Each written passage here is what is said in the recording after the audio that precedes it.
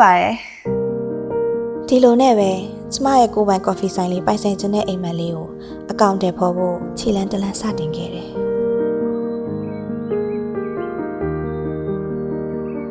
စီတာကော်ဖီရဲ့စိုက်ခင်းကိုရောက်သွားတဲ့အချိန်မှာတော့ကော်ဖီစိတ်တစ်စိတ်ရဲ့ဘဝအစဘယ်လိုဂီယူတစ်စိုက်ပြုစုပြောထောင်ခဲ့ရလဲဆိုတာကိုသိခဲ့ရတယ်တိုးတက်ပြောင်းလဲလာတဲ့ခေတ်နဲ့အညီနောက်ဆုံးပေါ် AI နည်းပညာအသစ်တွေကိုအသုံးပြုထားတာကိုလည်းတွေ့ခဲ့ရတယ်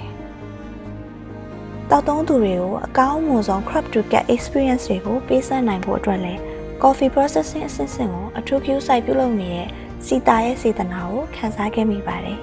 ။ coffee ဆိုင်တစ်ဆိုင်ကို manage လုပ်နိုင်ဖို့တည်တင်တိထိုက်တဲ့အရာအားလုံးကိုလည်းလေ့လာခဲ့ရတယ်။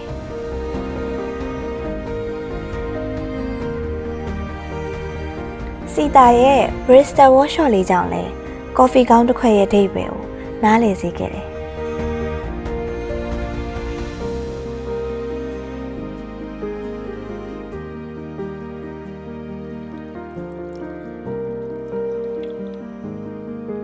ကိုယ်တိုင်စနစ်တကျဖြောဆက်လိုက်တဲ့ကော်ဖီတစ်ခွက်ကိုတောက်လိုက်ချိန်မှာတော့